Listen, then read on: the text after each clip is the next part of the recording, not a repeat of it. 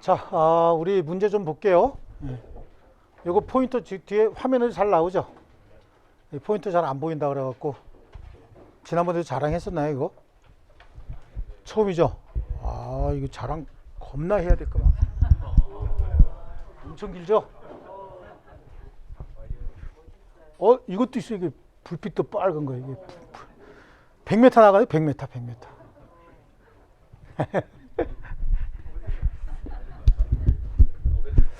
다 들어오셨죠? 좋습니다. 무권대리인 체결한 계약은 본인의 추인이 없는 한 무효다. 그죠? 선의 상대방은 본인의 추인이 있을 때까지 본인 또는 무권대리인에 대하여 철회할 수 있고, 철회는 화살표 두 개죠? 네. 그 다음에 상대방은 선악불문하고 상당한 기간을 정하여 추인 여부에 확답을 최고할 수 있고. 그럼 이건 누구한테 해야 돼? 본인에게. 그러니까 화살표는 상대방은 합쳐서 세 개였어요. 그 최고에 대하여 본인의 확답이 없으면 추인을 거절한 것으로 본다는데, 여기 그냥 간단하게 확답이 없으면이라고 했지만 확답을 바라지 아니하면 그렇게도 나올 수 있어요. 근데 이걸 확답을 받지 못하면 이런 식으로 나오면 틀린 거라 그랬죠. 이때 상대방의 선의는 추정이 된다 그래요. 무권대리에 대한 본인의 추인 또는 추인 거절이 없으면 상대방은 최고권 행사할 수 있다. 대리권 없는 자가 타인의 대리인으로 계약을 한 경우에 상대방은 상당한 기간을 정하여 본인에게 추인 여부의 확답을 최고할 수 있다. 본인에게. 상대방이 계약 당시 을에게 대리권 없음을 안 경우, 악이래죠. 악이. 병은 상당한 기간을 정해서 본인에게 추인 여부의 확답을 최고할 수 있어요, 없어요? 있죠. 여기는 이제 있단데 또 본인과 무권대리인에게 이런 식으로 하면 틀리는 겁니다. 최고는 누구에게만 해야 돼? 본인에게만 해야 된다. 자, 을의 무권대리를 상대방 병이 알았대요. 알았답니다. 최고할 수 있습니까? 없습니까? 있습니다. 그렇죠. 상당한 기간을 정해서 본인에게 추인 여부의 확답을 최고할 수 있죠. 자, 대리권 없는 자가 타인의 대리인으로 계약하고 상대방이 계약 당시 대리권 없음을 알지 못했다. 선이래, 선이. 상대방은 본인의 추인이 있을 때까지 본인에 대해서 계약 처리할 수 있어요, 없어요? 대리인에게 계약 처리할 수 있어요, 없어요? 있죠. 대리인에게도 계약 처리할 수 있습니다. 본인이나 대리인 둘 중에 하나 아무거나 하면 되는 거예요. 병이 계약 당시 을에게 대리권 없음을 알지 못한 경우, 선의인 경우라는 뜻이잖아요. 선의인 경우 병은 갑의 추인이 있을 때까지 매매계약 처리할 수 있다. 무권대리에 대해서 본인이 이의를 제기하지 않고 장기간 방치했답니다. 추인입니까? 추인 아니죠. 추인은 누구에게 하는 거야? 추인은 화살표 몇 개? 세 개. 추인의 상대방은 무권대리의 직접 상대방뿐만 아니라 그로 인한 권리 승계인도 포함한다죠. 여기에 빠진 게 지금 무권대리인 빠져 있네요. 거기도 들어갈 수 있는 거예요. 그 다음에 계약 당시 을의 무권대리를 병이 알았다면, 악이라면, 그죠? 병은 갑을 상대로 계약을 철회할 수 없다. 선의의 상대방만 철회가 가능했죠. 계약을 철회하고자 하는 병은 을에게 대리권 없음을 알지 못했다는 사실을 증명할 필요가 왜? 그렇지. 상대방의 선의는 추정이 된다고 했지 않습니까? 예. 자, 그 다음에 무권대리 행위를 본인이 추인한 경우에 다른 의사표시가 없으면 계약 시에 소급해서 효력이 발생하지만 제3자의 권리를 해할 수 없고, 추인은 무권대리의 상대방 및 그 승계인, 무권대리인 하나, 둘, 셋이죠. 할 수 있으나 무권대리인에게 추인한 경우에 선의의 상대방에게 대항하지 못한다. 맞죠?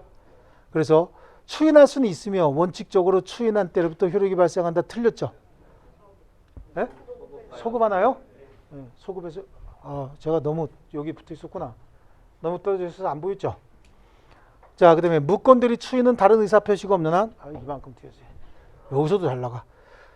추인한 때로부터 효력이 생긴다? 이거 소급인데 둘 다 똑같은 말이잖아, 완전히. 또 무권대리 추인은 다른 의사표시가 없는 때는 장래를 향해서 효력이 발생. 이것도 완전히 다 똑같은 말 아닙니까? 무권대리에 대한 갑의 추인은 다른 의사표시가 없으면 매매계약 시에 소급해서 효력이 생긴다. 완전히 똑같은 말이죠, 지금. 예? 자, 갑이 추인의 의사표시를 을에게 했대요. 그럼 무권대리인에게 했다 그런 얘기죠. 갑은 그 사실을 모르는 병에게 추인의 효과를 주장하지 못한다. 상대방 선택에 따라서 가는 거지 상대방에게 대항할 수 없어요. 자, 갑이 무권대리인에게 무권대리 행위에 대한 추인의 의사표시를 하였다면 무권대리인에게 했대요. 갑은 추인 사실을 알지 못한 병에게 그 추인으로 대항할 수 없다. 할만하죠. 자, 그 다음에 무권대리 행위의 내용을 변경해서 추인한 경우에 상대방이 동의를 얻지 않으면 효력이 없다죠. 그래서 무권 대리 추인은 전부에 대해서 해야 되는 거고 일부에 대한 추인은 상대방의 동의가 없는 한 무효고요. 변경을 해서 추인한 경우에도 상대방 동의가 없으면 무효입니다. 효력이 있을 수가 없습니다. 자, 무권 대리 상대방에 대한 책임은 무과실 책임이다. 대리인의 귀책 사유가 없는 경우에도 그 상대방 선택에 따라서 이행 또는 손해배상 책임이 있어요. 그래서 무과실 책임이 그거죠. 잘못하지 않았다는 거야. 제3자 기망에 의해서 어쩔 수 없이 무권 대리인에게 대리권이 있다고 스스로 믿었답니다. 그래도 일단 손해배상은 하고 그자에게 별도의 구상권 행사하면 되는 겁니다. 그래서 무권 대리 행위가 제3자 기망 등 위법 행위로 야기된 경우에 무권 대리인에 대한 상대방 책임이 부정이 됩니까? 무과실 책임이니까 무조건 책임져야 되죠. 예, 상체 피세요. 좀 이렇게 상체 피고 자세를 좀 이렇게 하셔야지. 지금 곧 주무시기 직전 자세요. 그거. 예. 자, 그다음에 무권 대리인 상대방에 대한 책임은 무과실 책임이다. 대리인의 귀책 사유가 있어야만 인정되는 것은 아니다. 완전히 같은 말이죠, 이거. 자, 을이 대리권을 증명하지 못하고 갑의 추인도 받지 못한 경우에 을은 누구 선택? 상대방 선택이죠. 상대방 선택에 따라서 계약이 이행 또는 손해배상 책임져야 되는 겁니다. 아시겠죠? 요것도 19회 때 나와서 그렇지 그전에는 굉장히 잘 나오는 문제였었어요. 이게 지금 선택채권에 관한 문제인데 뒤에 가면 우리가 선택채권 배우는데 선택채권은 그 선택권자가 누구냐가 중요한 이슈가 되거든요. 선택권자는 법에 정해져 있으면 그자가 하는 거고 법에 정함이 없으면 당사자 합의로 정하는 거거든요. 근데 법으로 정하지도 않았고 당사자가 합의로도 정하지 않았으면 채무자가 선택권자가 되는데 여기는 지금 채권자가 선택권자라고 되어 있잖아요. 채권자가 누군데? 받을 놈. 상대방이 지금 손해배상 받아야 되는 거죠? 네. 상대방 선택, 채권자가 선택하는 걸로 되어 있기 때문에 좀 나름대로 좀 이슈가 있는 거예요, 이게요. 답으로 바뀔 가능성이 굉장히 큰 거죠. 이건 뭐냐면 출제 교수들이 우리를 잘못 알고 있는 거예요. 우리가 선택 채권을 제대로 알고 있다고 생각해서 니네 헷갈리지 그러는데 우린 그런 거 신경 안 써요. 우리를 몰라도 너무 모르죠. 우리는 그냥 상대방이라고 외우는 거지 뭐 이게 무슨 선택권자가 어쩌고 저쩌고 뭘 복잡하게 그렇게 공부를 해. 그죠? 선택 채권은 선택 채권에 가서 해결하고 여기는 그냥 여기서 해결하고. 근데 선택 채권 배우고 나면 이제 느낌이 또 좀 오시긴 오실 거예요. 우리를 몰라도 너무 몰라. 그죠? 자, 그다음에 표현 대리의 적용 범위 복대리도 될 수 있고 대리권 수요 표시에 의한 표현 대리는 임의 대리에만 적용하지만 권한을 넘은 표현 대리, 대리권 소멸 후의 표현 대리는 법정 대리에도 적용한다. 법정 대리에만이 아니라 에도니까 여기 뭐예요? 임의 대리에도 적용한다 그 얘기죠? 예. 법정 대리의 경우에 권한 넘은 표현 대리 성립할 수 있다지? 법정 대리의 경우에 대리권 소멸 후의 표현 대리 성립할 수 있다. 대리권 소멸 후 표현 대리에 관한 규정은 법정 대리인의 대리권 소멸에 관한 에는 적용하지 않는다. 소멸 후에는 적용된다며. 말을 좀 이상하게 어렵게 꽈놔서 그런 거지 똑같은 내용이죠 완전히. 예. 대리권 수요 표시에 의한 표현 대리 및 대리권 소멸 후 표현 대리에 표현 대리권도 권한을 넘은 표현 대리의 기본 대리권이 될 수 있고 이 기본 대리권은 세상에 존재하는 게 다 된다 그랬잖아요. 사실혼 관계에 있는 부부간의 일상가사 대리권이 인정이 됩니까? 예, 이를 기본 대리권으로 권한을 넘은 표현 대리 성립할 수 있으나 사실행위만을 할 권한을 기본 대리권으로 권한을 넘은 표현 대리는 성립하지 않는다. 사실혼 관계 부부의 일상가사 대리권이 있습니다. 이를 기본 대리권으로 권한 넘은 표현 대리 성립할 수 있죠. 사실혼 관계에 있는 부부 또 나왔네요. 일상가사 대리권을 기본 대리권으로 하는 권한을 넘은 표현 대리 성립할 수 있다. 대리권 소멸 후 표현 대리의 경우에 표현 대리 행위가 소멸한 대리권을 초과한 경우에 권한 넘은 표현 대리 성립할 수 있어요, 없어요? 있죠. 사실행위 요 말이 나오든지 증권회사에서 업무재고 이게 나온다든지 요거만 빼면 돼요. 그러면 사실행위를 위한 사자라도 그러면 어떻게 해? 핵심이 사자인가요? 사자. 그러면 기본 대리권 인정해요? 안 해요? 하는 거죠? 아시겠죠? 예. 이렇게 판결했는지 참 이해가 잘 안 가는데 그래도 우리는 받아들여야 되죠? 예. 안 받아들이면 어떡할 건데 하나 틀릴 거요? 천만의 말씀이지. 그런 일이 있을 수가 없죠. 권한을 넘은 표현 대리에서 정당한 이유는 대리 행위 심한을 기준으로 판단한다. 맞습니까? 예, 또 그래서 권한을 넘은 표현 대리의 경우 권한이 있다고 믿을 만한 정당한 이유가 있는지 여부는 대리 행위 시, 또 권한을 넘은 표현 대리의 정당한 이유의 존부는 대리 행위 시, 권한을 넘은 표현 대리에서 정당한 이유는 대리 행위 시. 그렇죠? 계속 이걸로 나오고 있죠. 표현 대리는 무권 대리의 일종으로서 유권 대리의 주장 속에 무권 대리에 속하는 표현 대리 주장이 포함되어 있다고 볼 수 없고, 표현 대리의 성립 여부는 상대방만이 주장할 수 있고 법원도 직권으로 판단할 수 없으며, 표현 대리가 성립하면 그 효과는 본인이 전적으로 책임져야 하고 상대방의 과실이 있다 해서 과시상계법리 적용할 수 없어요. 그래서 표현 대리가 성립하면 상대방의 과실이 있으면 과시상계할 수 있다 없다? 없다. 본인의 책임이 경감될 수 없으니까 과시상계가 안 된다는 거예요. 그죠? 네. 그런데 여기는 경감될 수밖에 없다. 그래서 요거 때문에 요거 하나가 들어가고 의미가 완전히 달라져 버렸죠? 의미 자체가. 나도 깜짝 놀랐대. 그죠? 뭐야? 그런데 여기 밖에가 있네. 그죠? 아유. 자, 요거 시험장에서 안 보였으면 헷갈렸겠네요, 이거. 그렇지 않습니까? 경감될 수 없다 그러면 맞는 거잖아요. 근데 여기 지금 들어갔죠? 예, 그게 시험장에서 쉽게 이거 안 보여 이런 거 잘 이런 거. 그렇잖아요, 그죠? 요거. 아, 참 좀 야비했다, 그죠? 그다음에 표현 대리가 성립하면 상대방의 과실이 있으면 과시상계 됩니까? 경감할 수 없는 거죠?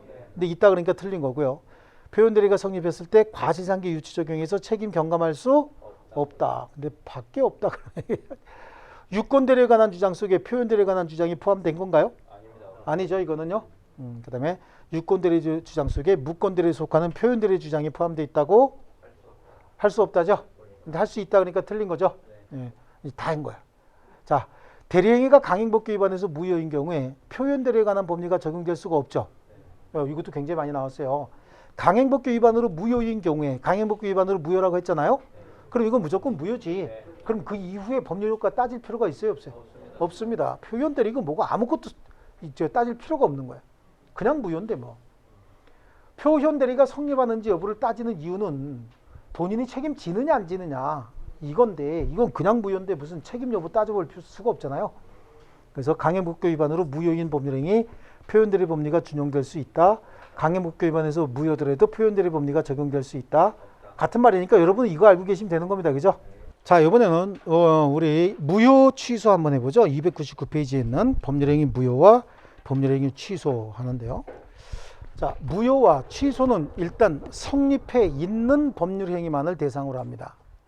법률행위가 성립했는데 처음부터 효력이 발생하지 않는 것으로 확정이 되어 있으면 이걸 무효라고 합니다. 그래서 무효인 법률행위다 이렇게 얘기를 하는 거예요. 근데 성립해서 효력이 잘 발생하고 있다가 어떤 시점에 취소권자가 취소라고 하는 의사표시를 하게 되면 법률행위 성립 당시로 되돌아가서 무효가 되는 걸 취소할 수 있는 법률행위다. 그냥 편안하게 취소 이렇게 얘기를 하는 거죠. 그러니까 이거는요, 일단은 유효인데 유효인 법률행위가 취소를 하게 되면 뭘로 바뀌는 거죠? 무효로 바뀌는데 취소하기 전에는 효과가 정반대네. 근데 취소하고 나니까 효과가 똑같아졌죠. 그럼 이행 전이면 이행할 필요가 없습니다. 그렇지 않습니까? 근데 이행했으면 서로 되돌려 받아야 되겠죠. 예, 그걸 부당이득 반환이다 이렇게 얘기를 하는데, 이때 수익자가 선의인 경우에는 현존이익만 돌려주면 되는 거고, 현존이익은 학생, 물체, 잔치, 그래서 앞에서 암기했던 기억나시나요? 예, 만약에 수익자가 악의인 경우에는 받은 이익에 이자 붙이고 손해 있으면 손해까지 다 배상해야 되는 거예요. 그죠? 여기가 이제 기본인 거예요. 무효가 됐을 때, 취소해서 무효가 됐을 때, 요건 기본적으로 똑같이 들어가는데, 다만 무효 중에서는 불법 원인 급여가 있지 않습니까? 반사회적 행위, 불법 원인 급여의 경우에는 그 이익의 반환을 청구하지 못하는 경우도 있죠. 그 다음에 취소는 제한 능력을 이유로 취소했을 때는 제한 능력자는 언제나 현존 이익만 돌려주면 됐었죠. 이해되시죠? 네, 그런 또 차이점은 조금 있어요. 이때 이 무효나 취소 다 절대적 무효가 있고 상대적 무효가 있다 이렇게 얘기를 합니다. 절대적, 상대적 이렇게 얘기를 하고, 취소도 절대적 취소가 있고요.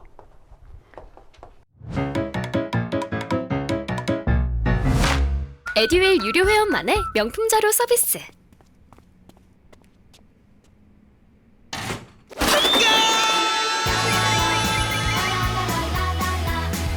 고퀄리티 명품 자료의 혜택. 오직 에듀윌 유료 회원에게만. 에듀윌. 상대적 취소가 있다라고 얘기를 합니다. 여기서 절대적이다, 상대적이다 라고 하는 말은 법률행위가 무효가 되거나 취소가 된 이후에 이게 무효 또는 취소가 됐는데, 그러면 갑이 을에게 준 거는 을이 갑에게 돌려주고, 을이 갑에게 준 건 갑이 서로 간에 돌려주고 말면 되는 거죠. 을이 갑에게 준 건 을이 돌려주고, 을이 갑에게 준 건 갑이 돌려주고, 갑이 을에게 준 건 을이 돌려주면 되는 거야.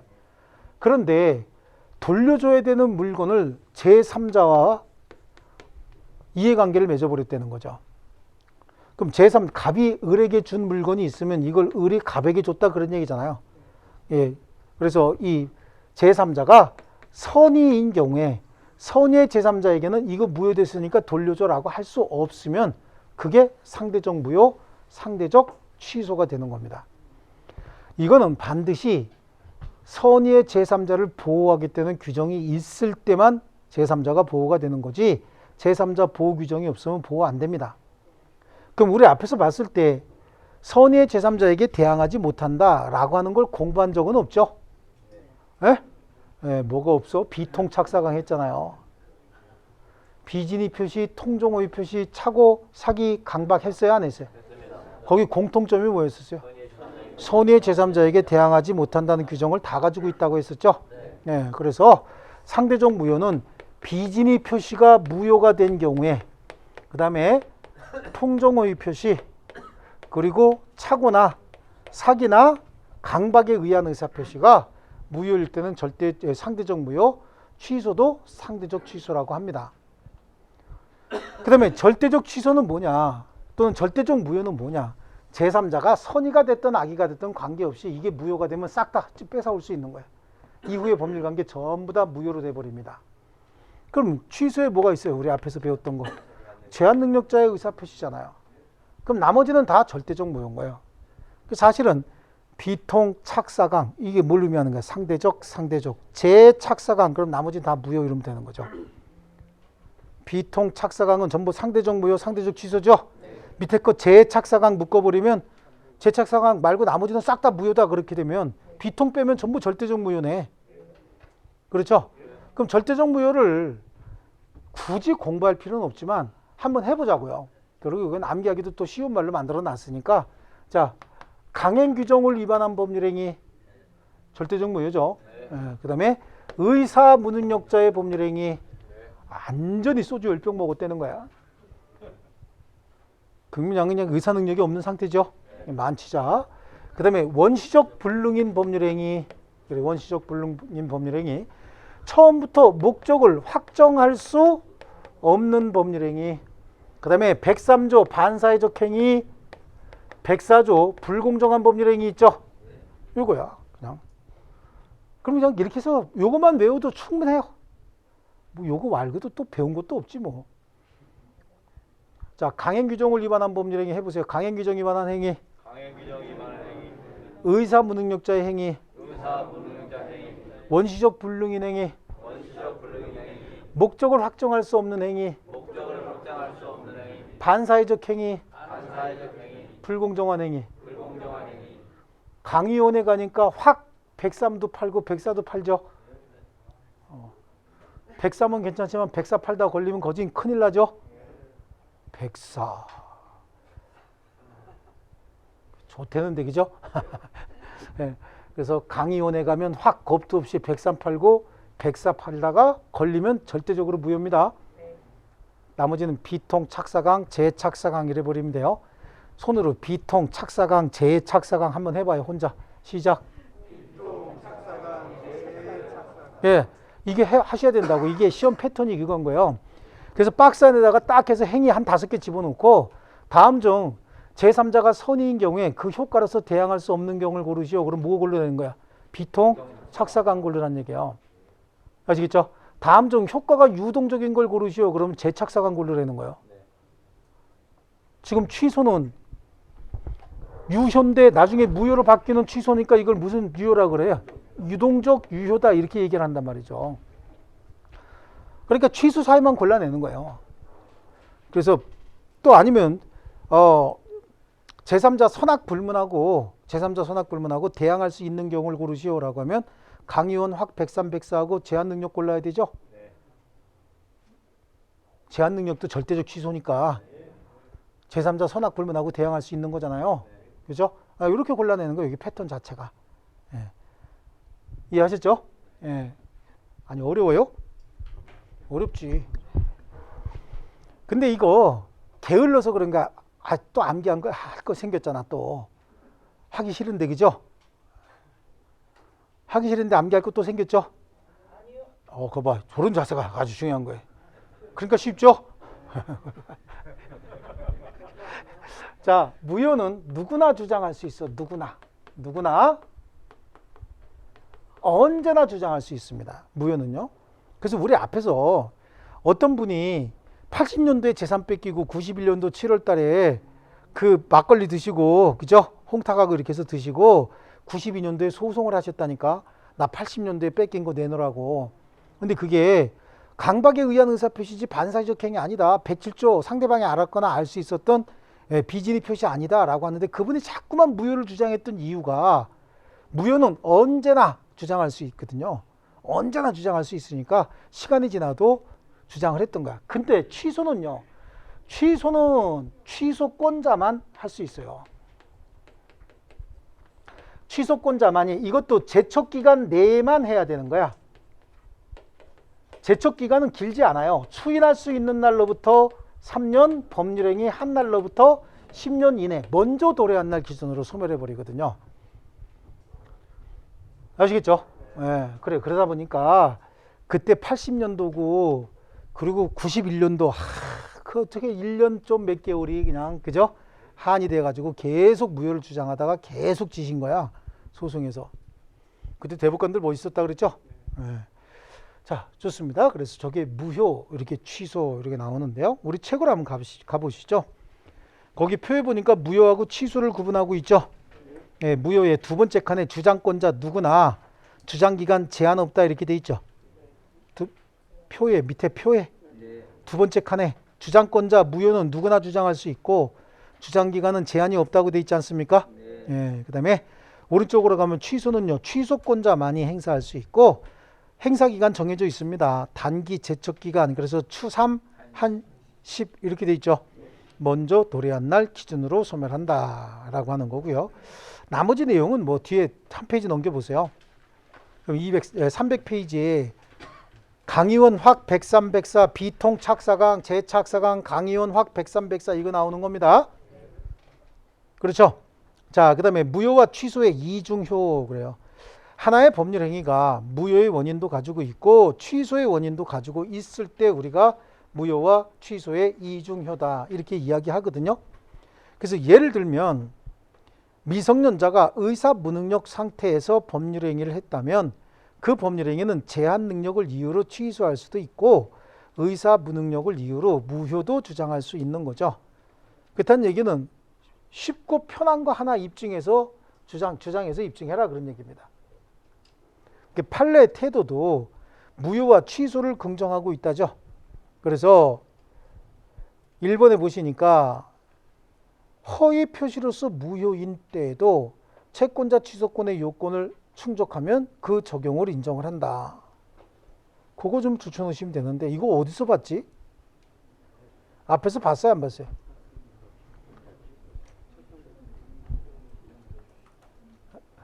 봤어요 안 봤어요? 봤어요? 242페이지 아랫부분 한번 보세요. 242페이지 아랫부분에 양쪽 가로 3번.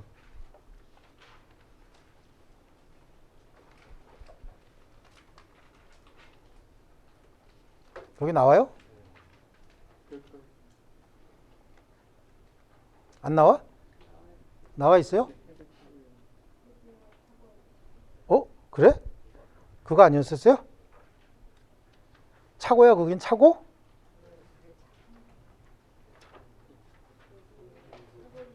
거기는 차고네. 그럼 한참 앞이네 그죠? 한참 앞에. 그럼 어디요? 내가 또 찾아봐야 되겠네. 이게 기억력이 이제 조금 그렇죠? 페이지를 이제 잊어버리네. 232페이지입니까? 아, 그러니까 이제 10페이지나 차이 나게 기억하고 있네.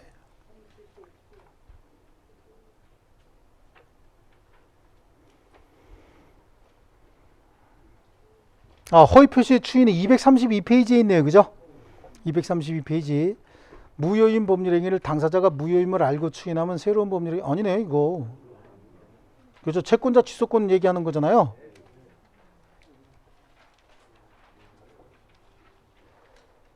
자, 어디냐면 230페이지에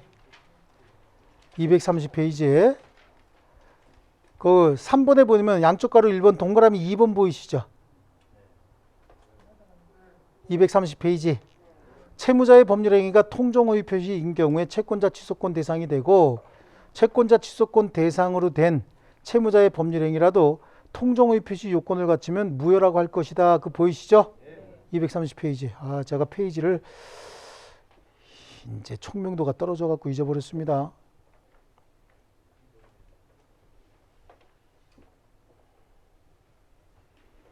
됐습니까?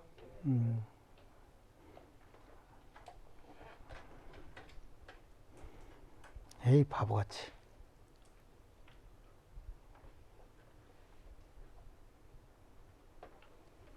자, 좋습니다. 그거 하나 이렇게 보시면 되겠고요. 그 밑에 있는 3번이죠. 3번. 매도인이 매수인의 중도금 채무 불이행을 이유로 매매계약을 적법하게 해지한 후라도, 그렇죠? 예, 매수인으로서는 상대방이 한 계약 해지의 효과로서 발생하는 손해배상 책임을 지거나 매매계약에 따른 계약금 반환받을 수 없는 불이익을 면하기 위해서 착오를 이유로 취소권 행사해서 위 매매계약 전체를 무효로 돌리게 할 수 있다. 이거 있죠? 이게 242페이지 아까 그거네. 그렇죠? 242페이지 하단부 양쪽 가로 3번이 그거였죠 아까?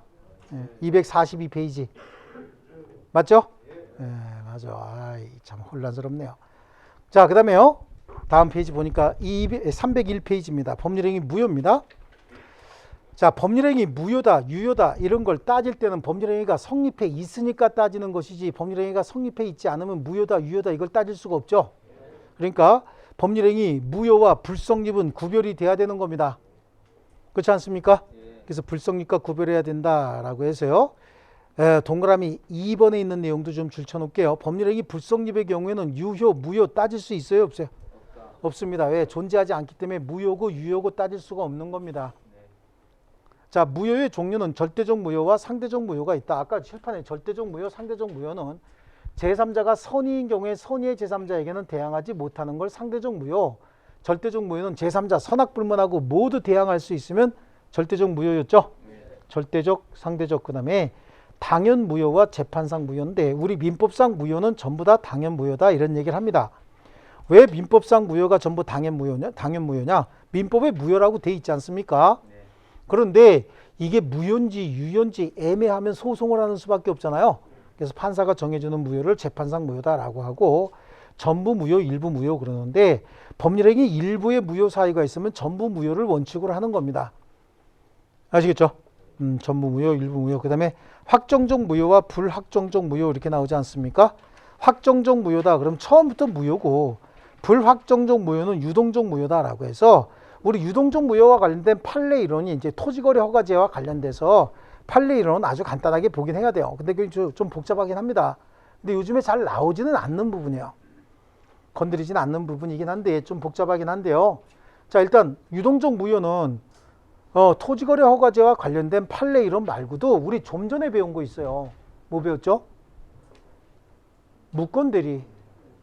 무권대리 일단 무효인데 본인이 추인하게 되면 유효로 바뀐다면서요. 소급해서 유효로 바뀐다면서요. 그럼 무효를 무슨 무효라고 그랬어요? 유동적 무효라고 했죠. 그래서 유동적 무효, 확정적 무효 이런 것들은 다 확정적 무효죠. 무효가 될 때는 확정적으로 무효입니다. 나중에 유효로 바뀌는 게 아닙니다. 이해되시죠? 자, 그 다음에 이제 무효의 효과 한번 보시면 무효로 되는 시기는 언제냐? 무효는 칠판에 보니까 성립만 했지 처음부터 효력이 발생하지 않는 게 무효 아닙니까? 언제 발견됐느냐 이거 중요한 게 아니에요.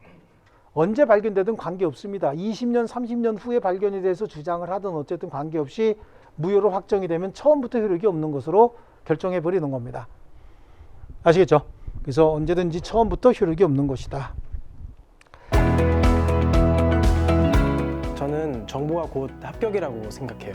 기출문제 특강이나 모의고사 자료집을 주시는 것도 좋았고 그 중에서 제일 좋았던 건 교수님의 쪽집게 정보였어요. 약간 합격을 위한 종합 패키지 선물을 받는 그런 느낌? 에듀윌 유료 회원 꼭 추천합니다. 그럼 설명했던 거 무효인 경우에 부당이득 돌려줘야 되죠? 이행 전이면 이행할 필요 없고 그건 줄 안 쳐도 되는 거잖아. 우리 여태까지 계속해서 했던 얘기 아닙니까? 예, 이미 이행하였다면 부당이득으로 돌려줘야 됩니다. 그 반환의 범위는 선이냐 악이냐에 따라서 달라지는데 선의는 현존이익, 악의의 경우에는 받은 이익에 이자 붙이고 손해 있으면 손해까지 다 배상하는데 언제나 부당이득 반환을 요구할 수 있는 건 아닙니다. 그렇죠? 그러다 보니까 반사회적 행위로서 무효인 경우에는 불법 원인급여가 돼서 부당이득 반환 청구하지 못하는 경우도 있고요. 거기는 동그라미 4번은 한번 출전하실 필요가 있어요. 무효로서 부당이득을 돌려줄 때 양 당사자는 서로 동시에 이행해 줘야 되죠. 그렇잖아. 내가 돌려줘야 된다는 거야. 나도 준 거 있는데 저 친구가 내가 준 건 안 갖고 오고 지 거만 달라 그래. 그럼 줘요 안 줘요? 왜요? 얘를 어떻게 믿어? 그렇죠? 가져가고 내일 봬요. 그러고 안 되면 오늘 전화기 잊어버릴 수도 있죠, 걔가. 그렇지 않습니까? 네, 그러니까 동시에 이행하는 게 맞는 거죠. 자, 그 다음에 밑에 있는 판례는요. 1번에 있는 판례가 좀 잘 나오는 편이거든요. 그래서 법률행위가 무효라면 표의자가 의혹한 법률효과는 생기지 않는 겁니다. 따라서 무효인 법률행위에 따른 법률효과를 침해하는 것처럼 위법행위나 채무불이행이 있다 하더라도 법률효과 침해에 따른 손해는 있어요, 없어요? 없죠. 손해배상 청구할 수도 없다지. 손해가 없는데. 이거 어디선가 많이 보고 왔는데, 그죠? 많이 보고 왔죠? 기억은 나세요? 기억 안 나요? 이거는 중요하고 시험에 많이 나왔는데. 다시 234페이지 한번 보세요. 234페이지. 이거 체크하고 왔는데.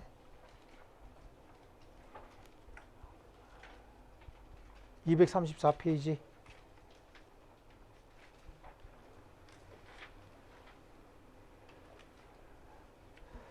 거기 상단부에 그거 줄쳐놨죠? 허위 표시에 따른 손해배상 청구할 수 있느냐 없느냐라고 하는 거. 손해배상 청구할 수 있다 그랬어요? 없다 그랬어요? 없다 그랬죠? 네. 그 내용이잖아요, 이게. 다시 원위치 302페이지. 법률행위가 무효면 표의자가 의혹한 대로 법률효과 생기지 않기 때문에 그에 따른 법률효과를 침해하는 것처럼 보이는 위법행위나 채무불이행이 있다 하더라도 법률효과 침해에 따른 손해는 없는 것이다. 손해배상을 청구할 수 있다 없다? 없다. 그죠? 자, 그 다음에 나오는 게 이제 유동적 무효인 법률관계. 그래서 일종의 판례이론이에요, 이게요. 판례이론인데 토지거래 허가제와 관련된 판례이론이에요.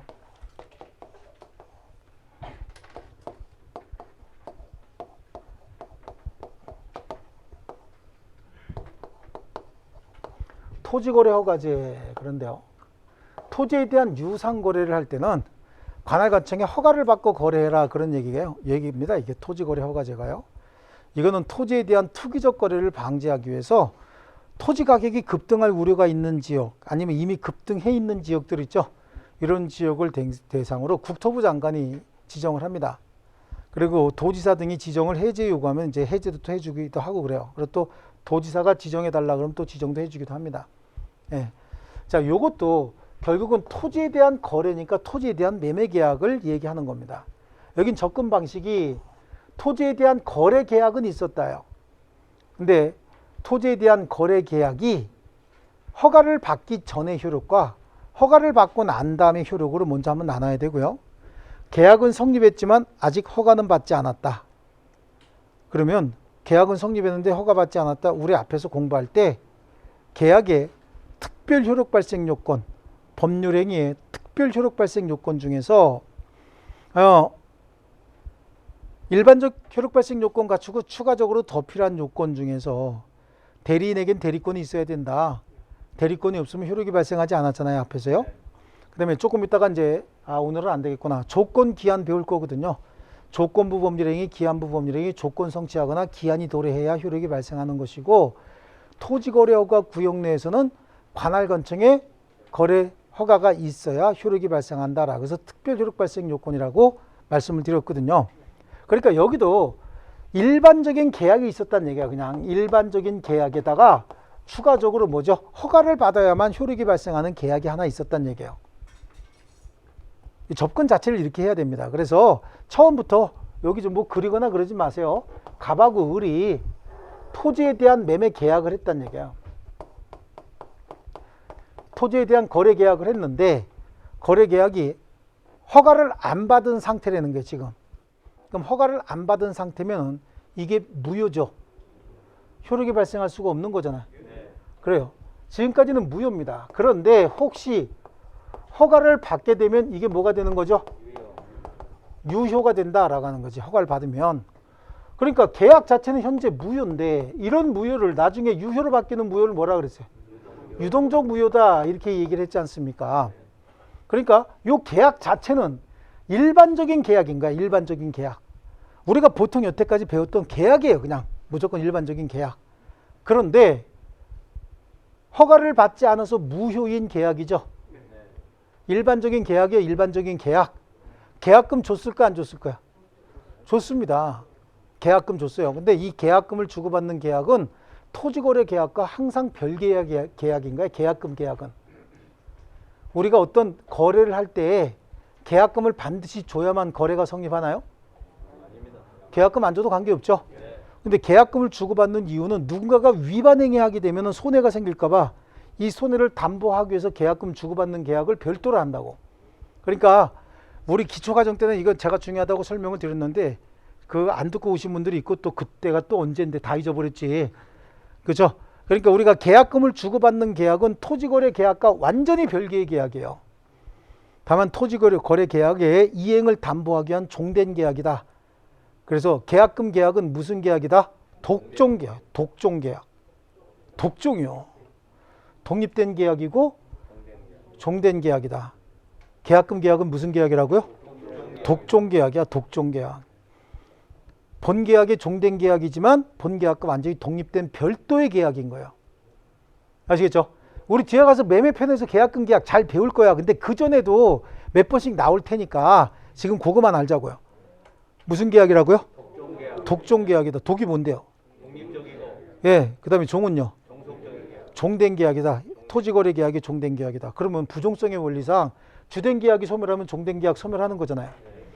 주된 계약이 소멸하지 않으면 종된 계약 살아있어야 되죠. 그렇잖아요. 이게 원칙이거든.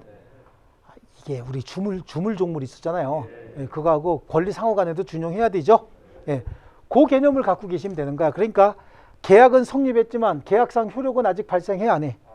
안 하니까 계약의 내용에 따라서 이행할 필요 있습니까? 없습니까? 계약은 성립했지만 아직 무효라며. 그럼 계약의 내용에 따른 이행할 의무 있어요? 없어요? 없죠.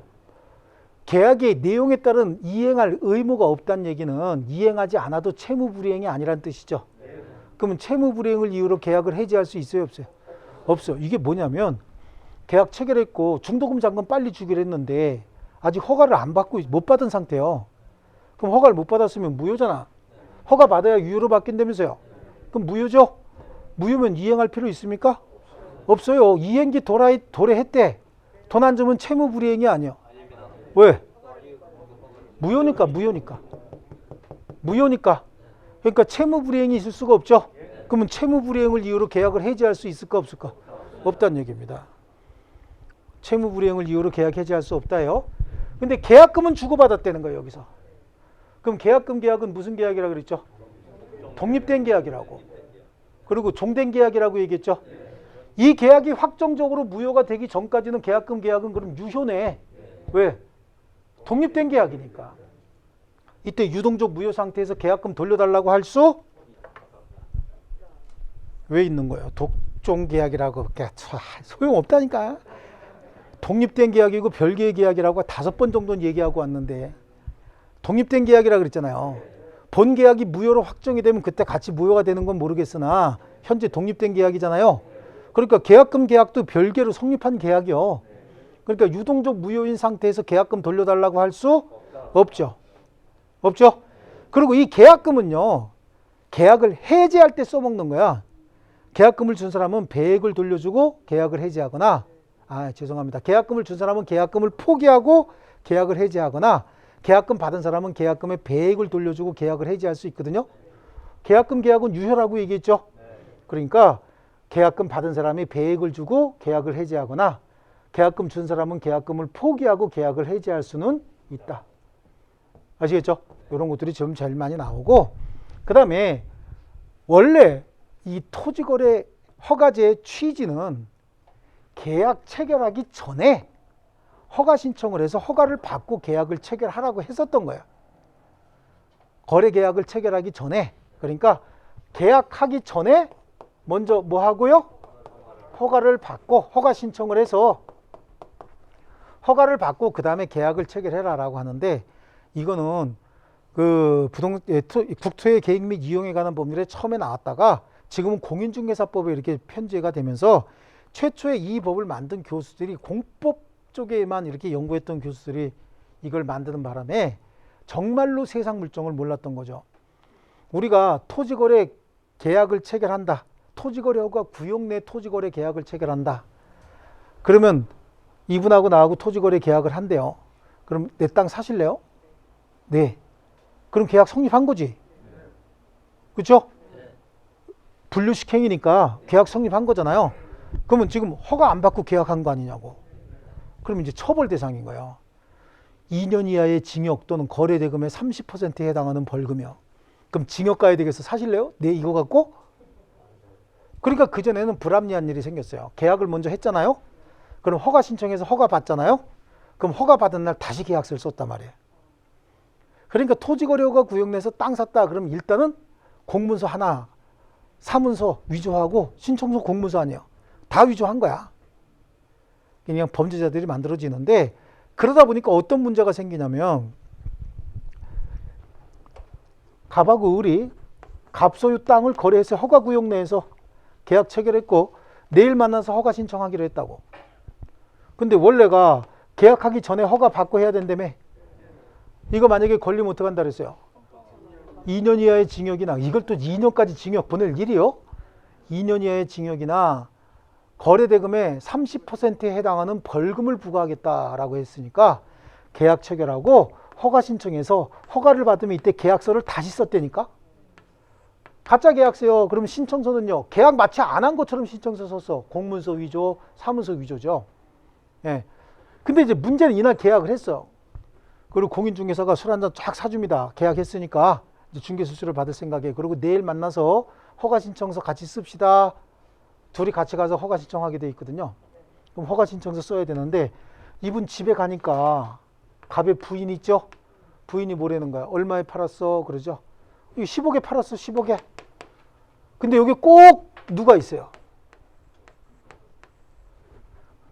바람 부는 사람, 후앙 트는 사람 있죠? 아이고 그걸 10억에 팔았냐고. 12억에 내가 손님이 있는데 더 받아주려고 안 붙이고 있었는데. 그럼 그 부인은 뭐라는 거야? 이거 또 술 한잔 얻어먹고 지금 10억에 팔았다고 난리 나죠?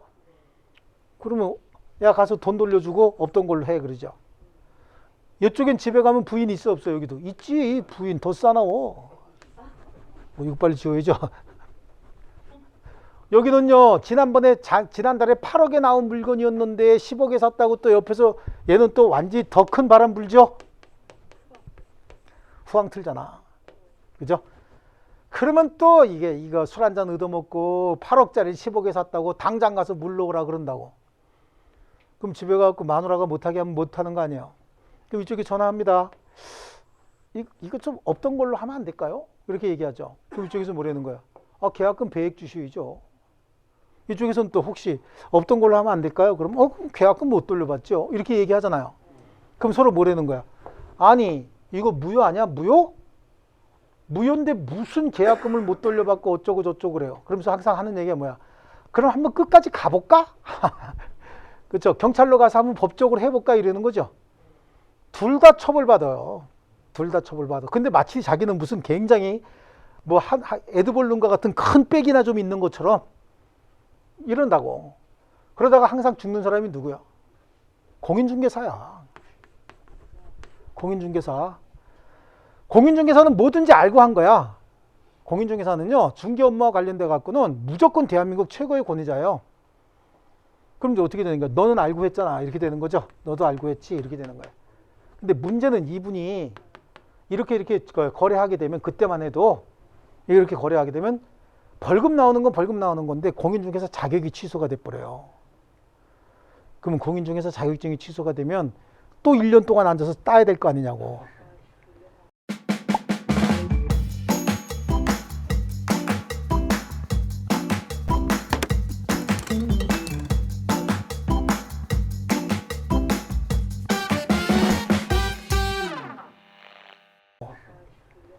돈이 문제가 아니라 그게 끔찍하죠. 한 방에 붙어 안 붙어? 한 번 붙었다가 자격 취소되신 분은 한 방에 되는 분이 없어. 한 3년 걸려. 그 왜 그런지 아세요? 안다고 생각하니까. 안다고 생각하니까 눈이 여기 붙어 있어야 되는데 눈이 어디 붙어 있어? 눈썹 위에 올라가 있거든. 그러니까 살짝 속된 말로 건방이 들어갑니다. 그럼 공부 안 돼. 변호사들이 공인중개사 시험 봐서 떨어지는 이유가 뭐예요? 눈이 여기 올라가 있기 때문에 그래. 뭐야 난 에이 내가 그래도 이러니까 떨어지는 거예요. 항상 한 방에 안 되거든요. 그러니까 끔찍하죠. 그러니까 이분이 다 물어주는 거예요. 이따가 조금씩 술 한잔 사주고 마무리 짓고 죽습니다 그냥. 그러다가 이제 젊은 친구들하고 또 많이 배운 사람들이 이 공인중개사 자격증을 따기 시작하면서 보니까 토지거래 허가제를 운영하고 있는 취지가 뭐냐, 토지에 대한 투기적 거래를 방지하기 위한 건데 지금 거래 실정을 전혀 모르고 만든 거 아니에요. 지나가다 이분하고 나하고 어깨가 딱 부딪혔어. 그럼 부딪혔으니까 땅 사야 되는 거야. 그리고 허가 신청하고 허가 나오면 그때 계약서 씁니까? 통상적으로 먼저 계약이 이루어지니까 허가 신청하는 거 아니에요. 그럼 그건 이제 우린 처벌받아야 되는 거야. 징역 2년 가야 돼, 손잡고. 그죠? 이런 식으로 거래 실정을 전혀 모르는 상태에서 이 법을 만들었어요. 그래서 굉장히 문제가 많으니까 이거 중개사들이 소송해갖고 만든 거야. 유동적 무효와 관련된 판례를 젊은 중개사들이 소송을 제기했습니다. 아니 계약을 체결했는데 계약 자체는 무효라고 할지라도 이걸 처벌할 일이 뭐 있냐. 허가받을 것을 조건으로 계약을 체결한 건 그러니까 뭐를 하자? 유동적 무효를 하되 처벌 대상으로 하지 말자. 그러니까 판사들도 그게 일리가 있다라고 한 거야. 하지만 계약을 체결할 때 허가받을 것을 전제로 해서 계약을 체결한 것만 유동적 무효로 하지 허가를 배제하거나 허가를 잠탈할 목적의 계약 같은 경우는 전부 처벌 대상으로 하겠다는 겁니다. 허가 규정 위반했으니까. 그러니까 하고 싶은 얘기는 이건 거야. 계약은 했죠? 계약을 하고 나면 뭘 신청해야 돼? 허가 신청을 손잡고 해야 되는데 저 허가 신청은 계약상 의무예요? 계약 체결 전에 했어야 되는 법정 의무예요? 계약상 의무가 아니지. 계약상 의무는 토지를 주고 토지값 돈 주고 이게 계약상 의무지. 허가 신청 절차 협력 의무는 계약의 내용에 따른 의무가 아니잖아 이거는. 그렇죠? 법으로 제한되어 있는 법적인 의무야. 그리고 계약 체결 전 단계에 했어야 되는 의무라고요. 근데 이게 편의상 계약하고 난 다음에 신청해도 된다고 판례가 바꿔준 것이지 이거 자체가 계약상 의무는 아니거든요. 근데 또 이제 이런 일이 벌어져요. 계약 체결하고 허가 신청하기로 해놓고 안 하는 사람이 있어요. 이제 갑이 땅 팔았거든? 그리고 이제 계약 체결해서 내일 허가 신청하러 가기로 했는데 또 보잖아. 10억에 파셨어요? 좀 기다려봐요. 지금 12억씩 내가 붙이고 있다니까. 손님 있어 없어요? 없어. 무슨 손님이 있어. 10억짜리 또 이거 비싸다고 느껴지는데. 근데 항상 뭐요? 뭐 때문에 그러는 거죠? 복통. 그죠? 복통이죠? 예, 사촌에 사면 조금 아프지만 딴 놈이 해먹은 것 같으면 겁나게 아프잖아요. 그죠? 예. 그럼 이 사람이 마음에 12억에 팔았는데 12억짜리가 뭐 하나 붙는다고? 그럼 어떻게 해? 허가 신청 절차 협력을 슬그머니 안 해버린다고. 허가 신청 절차 협력을 안 하면 허가 받을 수 없는 거 아닙니까? 그러면 계약은 계속해서 무효가 돼버리죠. 그러면 을은 가만히 있습니까? 바보도 아니고. 허가 신청 절차 협력 안 한다라고 해서 계약 해지할 수 있어요, 없어요? 계약 해지하고 손해배상 청구할 수? 왜? 허가 신청. 이거는 계약상 의무가 아니잖아요. 계약상 의무가 아니기 때문에 계약하고는 관계없이 법으로 정한 의무죠. 그러니까 이거는 허가 신청 절차 협력하지 않는다고 해서 계약을 해지할 수는 없는 거지. 계약상 의무를 이행하지 않았을 때 채무 불이행이지. 이건 계약상 의무가 아니죠. 그 대신 어떻게 하면 되는 거야? 소송을 통해서 허가 절차 이행을 구하면 되는 거예요. 그리고 손해배상 청구하면 되는 거고. 그럼 손해배상 청구할 때 손해가 얼마입니다라고 입증해야 될 거 아니야. 그러니까 그것도 허가 신청 절차 협력하지 않았다고 손해 입증은 또 쉽냐고. 그것도 어려우니까 아예 처음부터 허가 절차 협력하지 않아서 계약이 무산이 되면 손해배상 5천만 원 하자라고 미리서부터 손해배상 예정도 할 수 있는 거예요. 예, 특약으로. 아시겠죠? 이게 이제 대체적으로 전체적으로 토지거래 허가제와 관련된 내용인 거죠. 그래서 크게 세 덩어리로 나누는 거죠. 계약 체결 전 단계 허가 신청과 관련된 내용. 이건 계약상 의무가 아니죠. 계약상 의무는 아니지만 이거 이행하지 않으면 을에게 또는 갑에게 손해가 생길 수 있잖아요. 그러니까 손해배상 예정할 수 있고, 만약에 손해배상 예정하지 않아도 손해를 입증해서 손해배상 청구할 수 있는 거예요. 그 대신 계약을 해지할 수 있어요, 없어요? 채무 불이행을 이유로 계약을 해지할 수 없는 이유는 계약상 의무가 아니었거든요. 그 대신 이행 안 해주면 굉장히 곤란해지니까 소송을 통해서 청구할 수 있는 거예요. 이걸 소구할 수 있다 이렇게 얘기를 해요. 그럼 계약은 성립했지만 아직 무효인 계약이 성립했죠. 허가받기 전까지는 무효인 상태에서 이행기가 도래했다? 이행할 의무 있어요, 없어요? 없습니다. 그러니까 채무불이행이 존재합니까? 채무불이행이 존재할 수가 없으니까 채무불이행을 이유로 계약을 해지할 수는 없다. 다만 이 계약에 계약금을 주고받았으면 그 계약은 완전히 독립된 별개의 계약이니까 유동적 무효 상태에서 계약금 돌려달라고 할 수 없죠. 독종 계약이라니까 이게. 여러분이 머릿속에 계약금 계약하고 본계약하고 분리 안 되면 뒤에 가서 계속 들려요. 이 분리가 돼야 돼요. 완전히 별개의 계약인 거예요. 아시겠죠? 독립된 계약이야. 그러니까 계약금 돌려달라고는 할 수 없고, 그럼 계약금 계약은 유효라고 하니까 계약금 자체 효력에 의해서 배액 돌려주고 또는 계약금 포기하고 계약 해지하는 건 가능하겠네.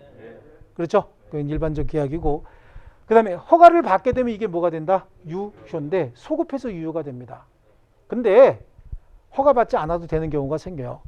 허가 신청 기간 중에 허가구역 지정이 해제가 됐다는 거야. 그럼 더 이상 허가구역이 아니죠? 아니면 허가구역 존속기간은 5년 단위로 끊어서 하거든요. 허가구역 지정기간이 만료됐는데 재지정되지 않았다. 그럼 더 이상 허가구역 아니지 않습니까? 그럼 유효 확정인 거예요. 더 이상 허가받을 필요 없고요. 또 하나 있어요. 여기서 중간생략 등기했다는 거야.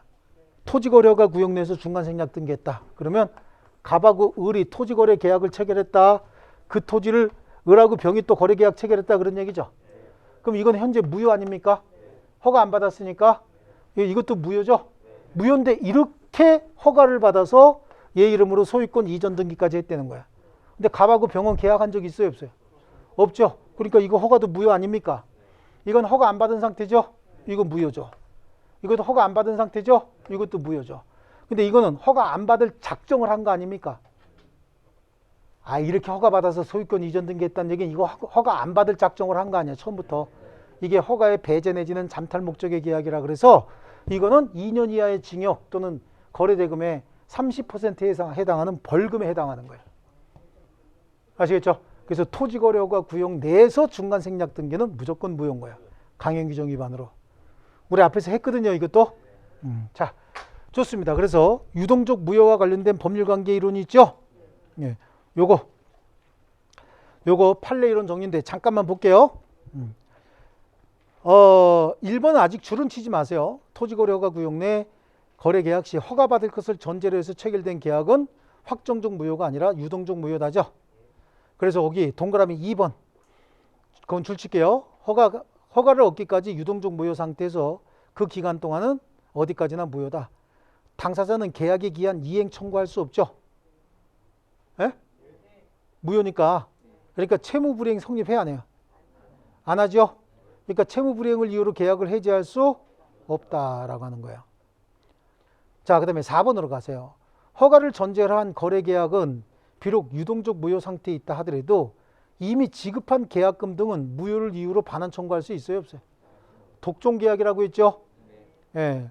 그리고 5번에 특별한 사정이 없는 한 토지거래허가 구역 내에서 토지거래 허가를 받지 않아 유동적 무효 상태에 있는 토지 매매 계약도 매도인이 계약금의 배액을 상환하고 계약을 해지함으로써 적법하게 해제가 된다죠. 자, 그 다음에 6번에 거래계약이 확정적으로 무효가 된 경우까지만 줄쳐볼게요. 거래계약이 확정적으로 무효가 된 경우까지 치면 강행규정 위반한 거 아닙니까 이거?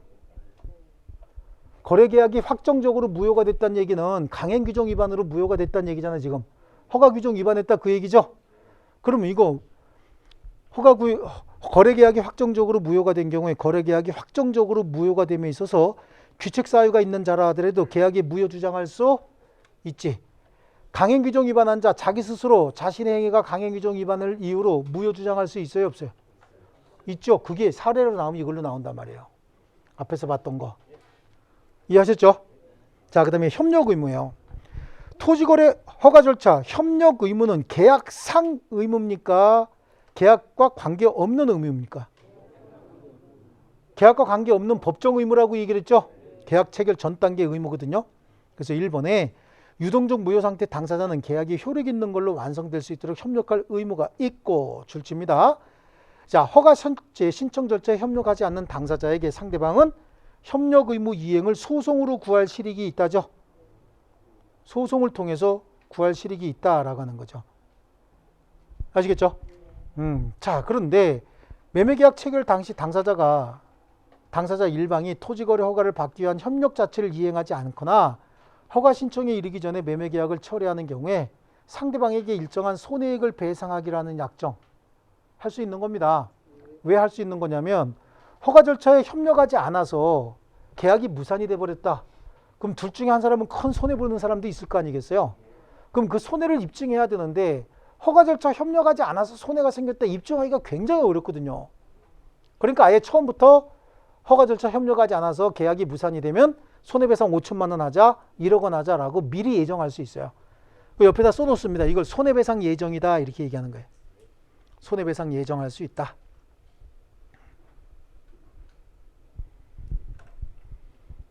자, 그 다음에 3번에요. 유동적 무효 상태에서 당사자는 상대방이 협력 의무 불이행을 이유로 유동적 무효 상태 거래 계약을 해지할 수는 있다 없다? 없다지? 왜 없는 거죠?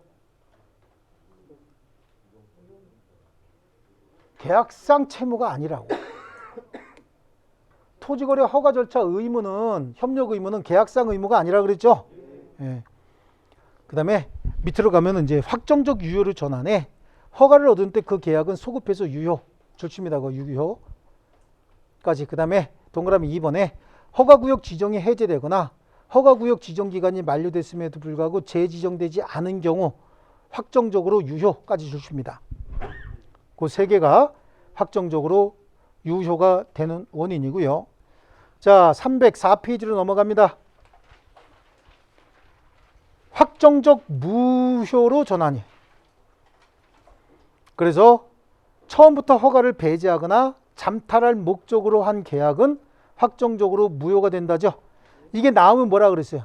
중간생략 등기. 토지거래 허가 구역 내 중간생략 등기.